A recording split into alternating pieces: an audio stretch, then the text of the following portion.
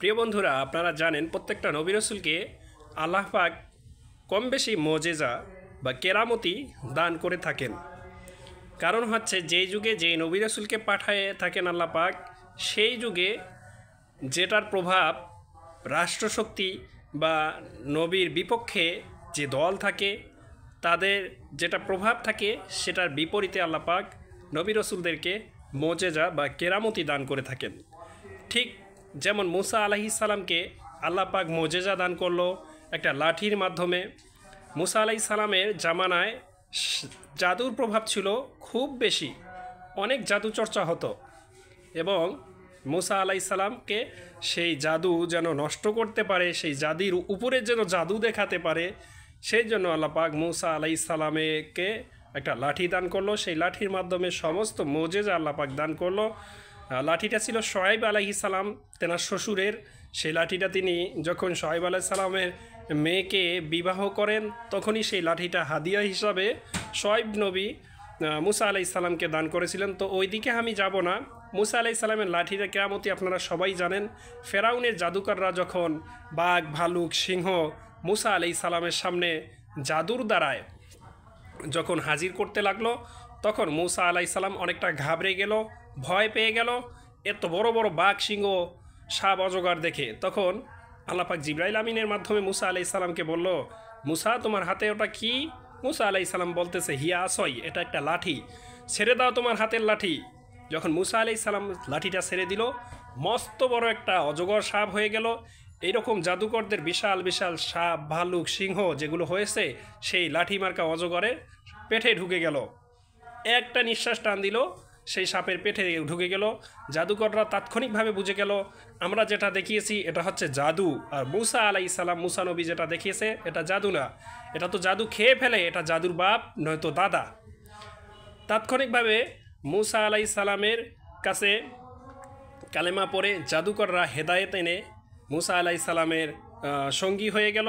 কিন্তু আল্লাহ পাক ফেরাউনের নসিবে হেদায়েত দান করেনি, এই জন্য ফেরাউন বুঝতেও পারেনি।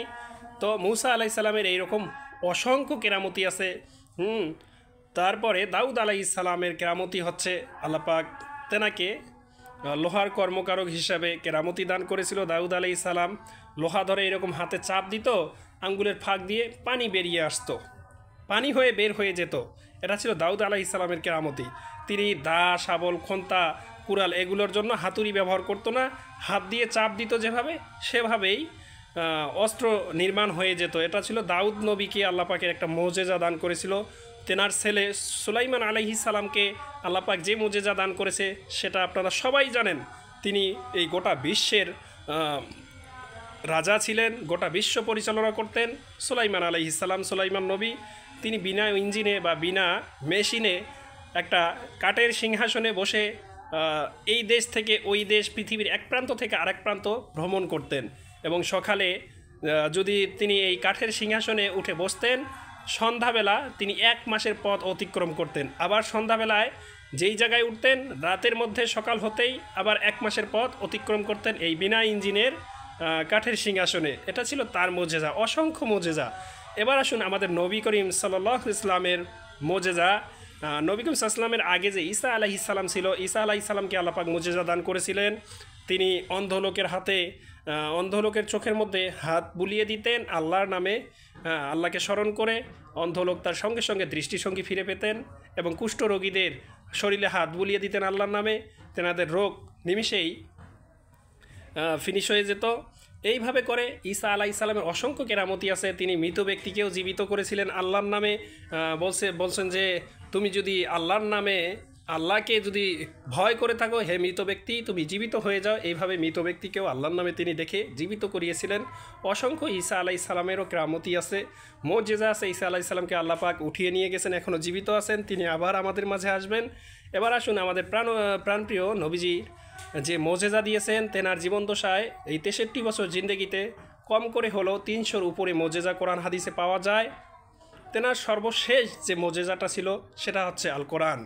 এই মুজিজা, আমার কথাগুলো বলার একটাই কারণ হচ্ছে যে যেই নবীকে যেই যুগে যে মোজেজা আল্লাহ পাক দান করেছেন, সেই মোজেজা নবীরা রসুলরা মৃত্যুবরণ করার সঙ্গে সঙ্গে সেই মোজেজা সেখানেই শেষ। কিন্তু আমাদের নবীজিকে আল্লাহ পাক যে মোজেজা দান করেছেন পবিত্র কোরআন, সেই মোজেজা কিন্তু কিয়ামত পর্যন্ত থাকবে। আর এটা এই জন্যই থাকবে যে উম্মতেরা যেন তাদের জীবন দশায় রাষ্ট্র সমাজ পরিচালনা করতে পারে এই কোরআন থেকে। এমন একটা দিন কিন্তু আসবে ইনশাআল্লাহ। আর এটাই হচ্ছে নবী করিম সাল্লাল্লাহু আলাইহি ওয়াসাল্লামের সর্বশেষ মোজেজা এবং সর্বোত্তম মোজেজা আল্লাহ পাক। তাই আসুন প্রিয় বন্ধুরা, নবী করিম সাল্লাল্লাহু আলাইহি ওয়াসাল্লামের সর্বশেষ যে মোজেজা আল কোরআন আল্লাহ পাক আমাদেরকে এত বড় নিয়ামত হিসাবে দান করেছে, সেই কোরআন অনুযায়ী আমাদের জিন্দেগি, রাষ্ট্র সমাজ, চাকরি, ব্যবসা সব কিছু পরিচালনা করি, তাহলে আমাদের জীবন দুনিয়া এবং আখিরাতে দুটোতেই শান্তি লাভ করতে পারবো এবং নাজাত লাভ করব। তো আমি যে কথাগুলো বললাম হয়তো ওইভাবে গুছিয়ে বলতে পারি নাই, সবাই ক্ষমা সুন্দর দৃষ্টিতে দেখবেন এবং দোয়া করবেন আমি যেন আরও এইরকম কোরআন হাদিস থেকে মূল্যবান কিছু কথা আপনাদের মাঝে আরও তুলে ধরতে পারি। সেই যোগ্যতা যেন আল্লাহ পাক আমাকে দান করে। ওমা তাওফিক ইল্লা বিল্লাহ।